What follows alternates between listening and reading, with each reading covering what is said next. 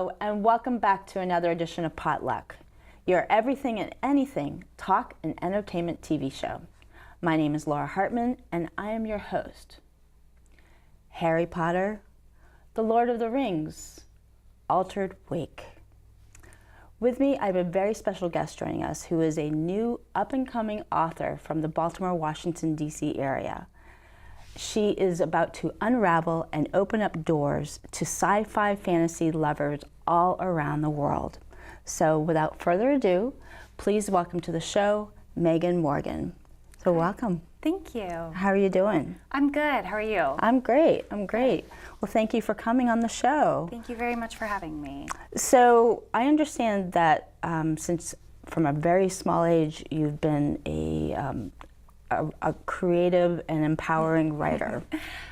Yes, I've been writing basically as soon as I could start getting words down on paper, and telling stories through, sentences and paragraphs and words is something that I've loved to do, and I love connecting with people that way. Okay, so what inspires you? What do you have like a lot of, are you just one of those people that like just like a million thoughts are going through your head like 24 hours a day?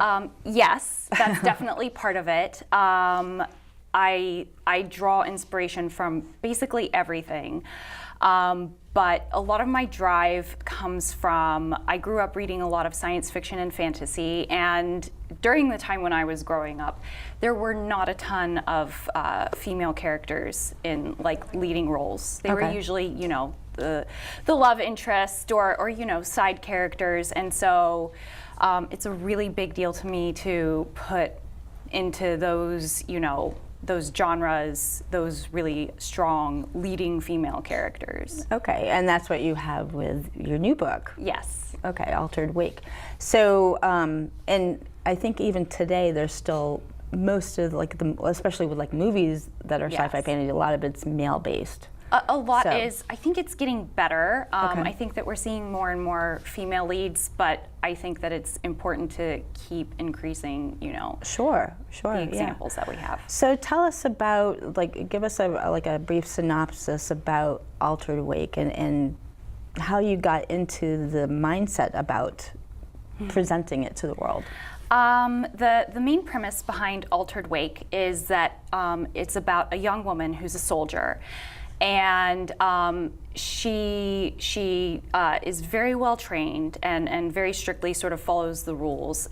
And these powers start showing up in the people around her that no one was aware of before. And one of them is like her best friend. Okay. No, can I just ask you a question? Because where does this take place and what time?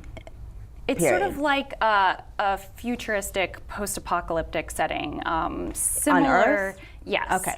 Similar to, like, say, the setting of Hunger Games, but without the Hunger Games. Okay. Yeah. Go on. Sorry. So her best friend turns out to have like telepathic powers, and so Cameron, the main character, has to discover where they're coming from and eventually finds out, what they have to do with her own identity. Okay. And you can't go any further than that.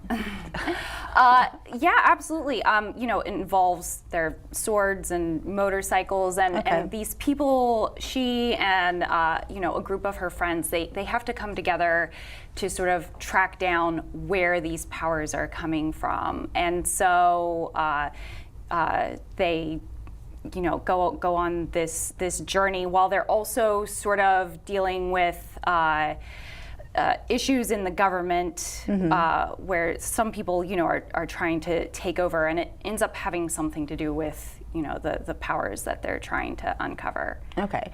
And are these powers always a good thing to have, or can it go overkill? And are there is there some kind of evil? Do you have any evil entities that are entered into the story? I mean, do you have all aspects of what makes a great sci-fi? Most definitely. Okay. I would compare the powers to X-Men or something like that. Okay. So really, they're all dangerous, but you know, whether or not they're good or bad sort of depends on the person who, you know, is using them. And yeah. Okay, okay.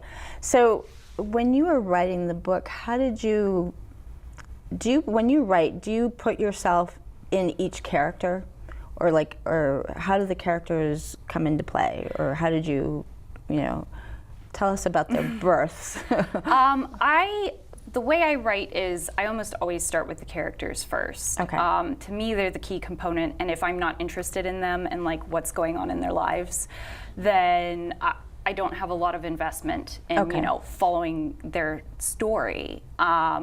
So each character, I think, is both like me and unlike me in a lot of different ways. So I definitely invest a lot of myself in all of them. Okay. And I want every character that I'm writing to be at least a little bit familiar, and also to be in some ways really different, because that's sort of the fun, is exploring those differences. Okay. Yeah.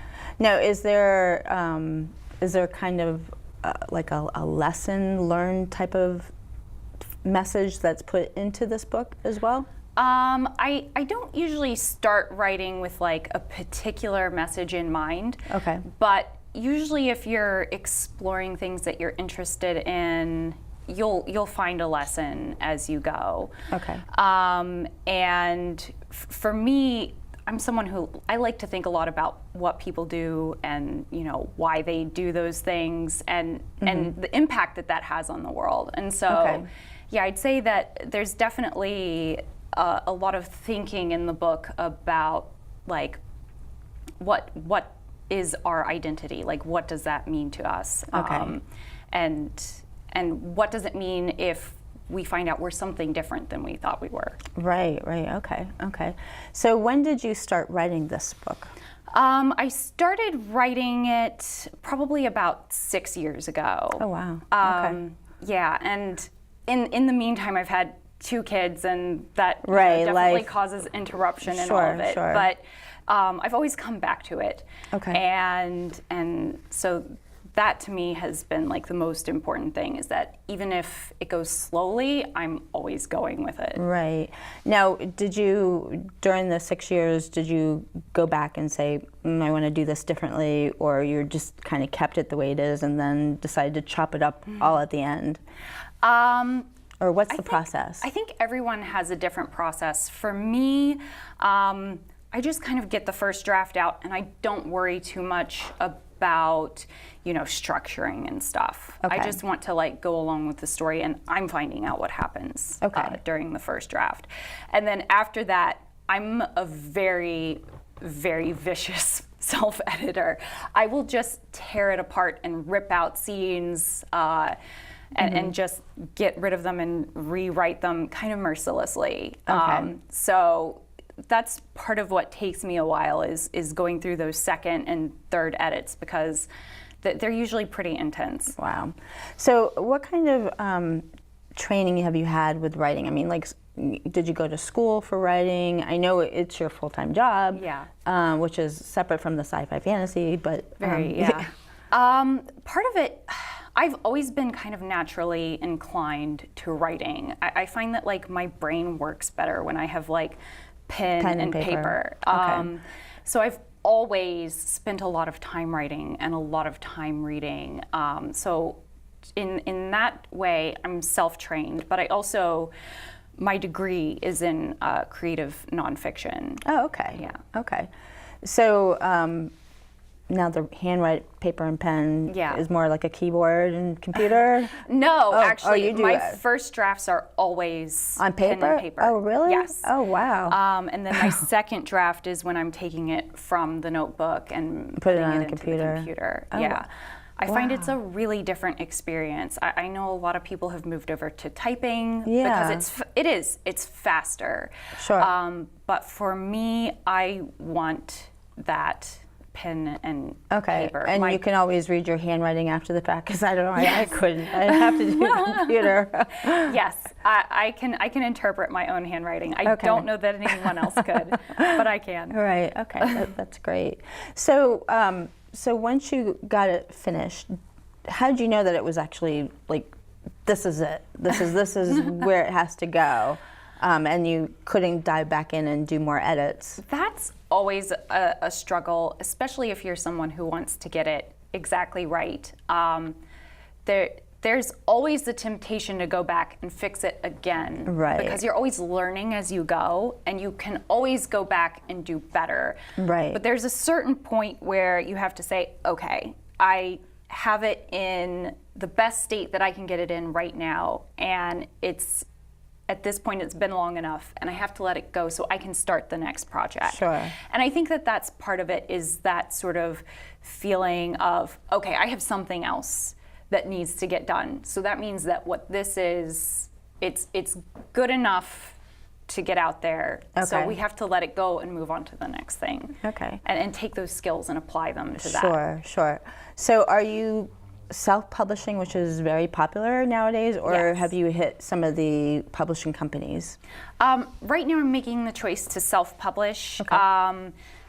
There are a lot of, factors that go into that.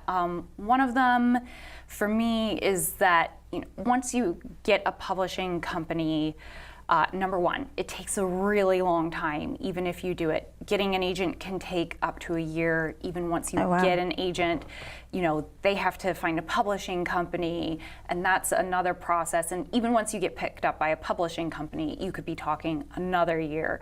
And there's not necessarily anything wrong with that, but for me, I have other stories to tell. Sure. So I want to get this one out and move on.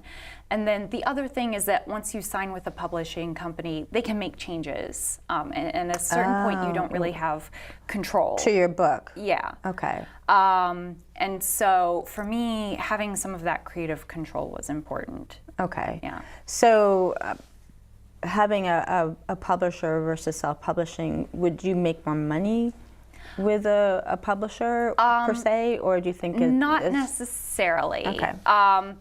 You don't have to put up any costs up front if you go with a publishing company, Sure. a traditional route. But a lot of writers make, I think the average that a writer makes with a publishing company is like $500. Oh, wow. And they're the big names who make way more than that. But then most books actually take a loss. Right. So publishing companies are sort of relying on those really big authors to kind of keep them going. Right. By self-publishing, I get more of a percentage, and I have more control over marketing and stuff. Sure. But that also means that it's my responsibility Right, to do and that's work too. Yeah, to get it off. It's easy probably to put it up on Amazon or anywhere else, but to get it known to people. Exactly. I imagine that there's a lot of steps to take care of that. So are you savvy in that area, or do you have friends that help you out? Do you have a website? Yes. You know what I mean? I think that here in Maryland, I'm in a really good community of, people who have experience with marketing and stuff. Okay. And so that's, a big encouragement when you're doing something like this on your own. Sure. But also, I'm learning as I go, too. Okay. Right. And it is your first book, too. Yes. Okay. But I'm not scared to do that. I know that for a lot of people, and for me too, for a long time, that was a really intimidating thing. Okay. Was this idea of, having to do marketing and stuff myself. Sure. And at this point, I'm just sort of like, okay, I'm gonna, learn as much as I can and do everything I can and take it into my own hands, which is exciting. Yeah, and plus with the internet, you have so many free tools in your hands right in front of you. It's just a matter of making the best of it and doing it. Yeah. So. Yeah, you want to get your work in front of the right readers, more than anything. Sure. The people who want something like what it is that you've made. Yeah. So now, do you kind of sit back and say, well, my story's pretty awesome, it's, sci-fi fantasy. Do you see yourself, do you see not only having millions of readers all around the world read it, but to have it maybe become a movie or an animated movie or another, That would be really cool if something like that happened. Right now, my focus is definitely on, just getting people to read it. But I I think it could be a really cool movie if it ever came to that point. But right, because it's exciting stuff. It's definitely an adventure, Sure. action kind of book. So Right. yeah. Now, just curious. So you have a website? I do. And what's yes. the website name? It's Bright Ink Blog. Okay. It's a WordPress site. Okay. And I blog there and talk about my writing, and I'm getting a page set up specifically So you for this. actually talk about your book in the blogs. A little bit occasionally. I also talk about like the writing process and Okay. life and stuff like that too. Right. Now I always think it's kind of cool when there's a website where it has like, maybe clips or pieces of their book, and you can kind of like listen to it on audio and then get excited about it, and then you want to go and get it. Yeah. Oh, if I could, I would love to do an audiobook because I know that makes it a lot more accessible to a lot of people who don't have time to sit down with a book. Sure. I mean, yeah, and I mean that's very popular. So why couldn't you do an audiobook? It's totally doable. It's something that I have to collect together the right team of people with all the right skills and stuff. Because you need recording equipment and things like that. Oh, okay. Yeah. Okay. So there's no tools online to be able to do that. Websites, I bet there are. Yeah. If you wanted to do it yourself, but it sounds like you need other characters' voices. Is that what you're looking more for? Yeah, I think so. And Not it's just something reading. that, if I everything that I do, I want to put together, the best possible thing that I can. Just because I want the people who come to, read my book or listen to it to have the best possible experience. Sure. I don't want anything to get in the way of them, enjoying it. Right. Yeah. So what age range is your book for? I'd say it's probably for like the upper teens, early 20s. Okay. It's like older YA. Okay. Yeah. And then Or if you're an adult, like I know how YA is these days, just as many adults are reading it as kids. Yeah. No, So a lot of it could totally be enjoyed by, I think, everybody. anyone. Yeah. Yeah. Oh, very cool. So once or when you get your book out at the end of the summer, Yes. so it'll be like the end of August. Yeah, like late August, early September. Early September. Okay. Are you gonna go to like smaller bookstores and maybe hit up like Barnes and Noble, or what? Yeah, my plan is definitely I would love to get out and meet people and talk about it and Maybe do readings. yeah. That's awesome. So what about like meetup groups? I know in DC area we have Yes. meetup. I don't know if they do in Baltimore, but I'm sure there's like some meetup group which would be great for your book as well. Yeah, like currently I'm, sort of part of some artists, writers groups that I hop into occasionally, and that helps a lot. Okay. Is making those connections. Sure, Yeah. sure, right. And reading groups, like people that have their little reading groups at home, Yeah. Anytime you have an opportunity to, make connections with readers and stuff. Sure, Yeah. sure. Now, will you offer any incentives like answer this trivia question and you'll get a free copy of my book? Yeah. Book giveaways are definitely like a huge part of getting, your work out there and into the hands of readers, and getting that word of mouth and Sure. and the reviews and stuff going. Right. Yeah. Now, you're going to do like downloadable and soft and hard copies, or just soft copies? All soft cover, yeah. Okay. But there will be both physical and digital Okay. copies. Okay. Yeah. And so, what's the next step for like the next book? Or are you just waiting to see what happens with this one for the Altered Rise? Yes. No, I'm still working on the Altered Rise, even as I get the Altered Wake out. Are you handwriting that, or are you It's is already it in typing handwritten, mode? and I'm Okay. working on getting it from the notebooks into the computer. Yeah. Okay. Like no matter what part of the process I'm on, I'm not really like waiting to see what happens. I'm still, Just pushing working it on along. everything else, just because it's what I do. Like, even if I didn't have any opportunity to get published, I would be writing. Okay. Yeah. So after Altered Rise gets pushed out there, do you have ideas brewing in your brain about like the next ones, or do you want to try a different type of book, or are you going to do like a series for the Altereds? This one is a series.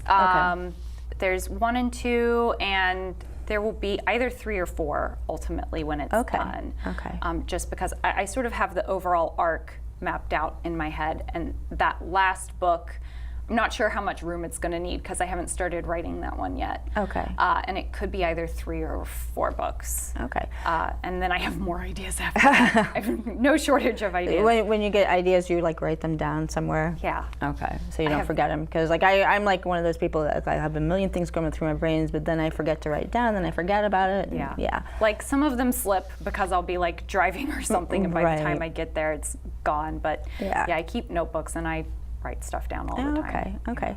So how long is the book? Like the first book, how many, like, is it one of those grueling like 500-page books? No.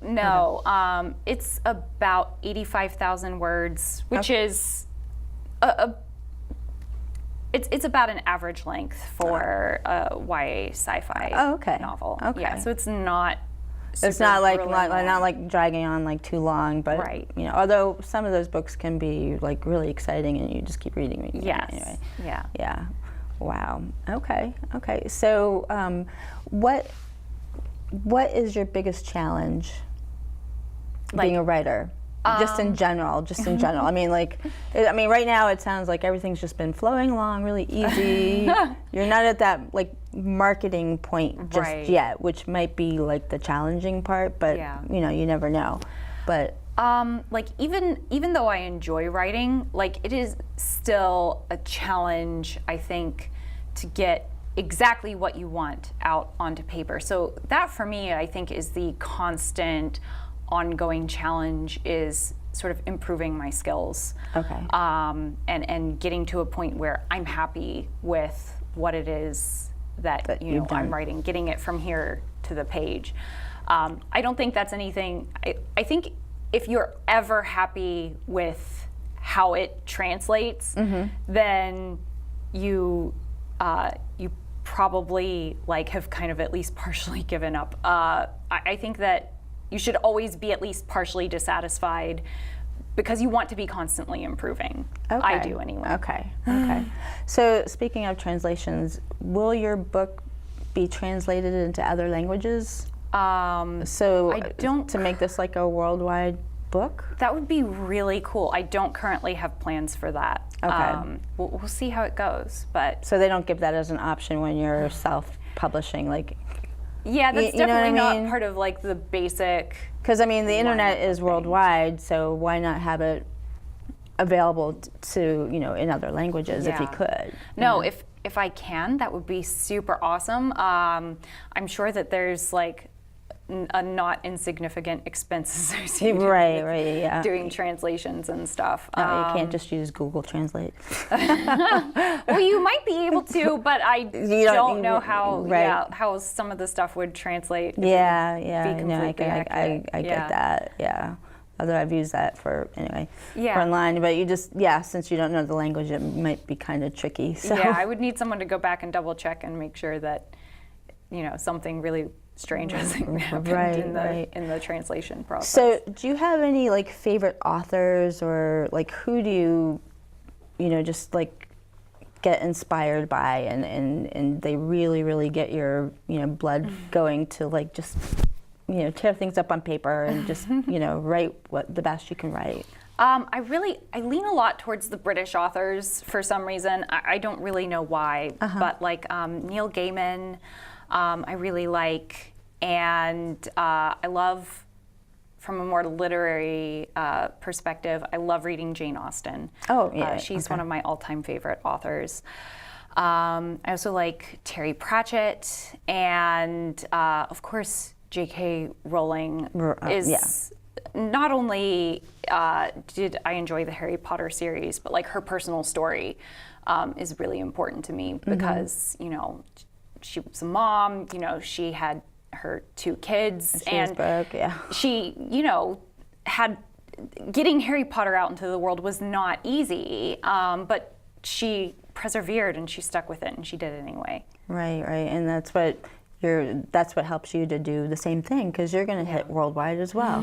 Sounds like, like what I read so far, it sounds pretty awesome. Thank you. Really awesome, and I like visualize that like in a movie, or like animation or something. I think it would be really, really cool. So after your series of books, where do you see yourself like in 5 years? And we're running out of time, so we're going to have to make this kind of quick. Sure. If I could be a writer full time, that would absolutely be ideal. I'm not like planning on that happening because that's rare. Right. But you never know. I'll always be writing. Always. Will never stop just because it's what I do. Okay. I love telling stories. Awesome. Pen and paper. Now your website again is? It's Bright Ink Blog. Bright Ink Blog. Yeah. Okay. At WordPress. Like INK. Yes. And then blog. Okay. Yeah. Okay. And are you on Facebook or any other social medias? Yes, I'm on Facebook as Megan Morgan, and I'm also on Twitter as M3Writes. Okay. Yeah.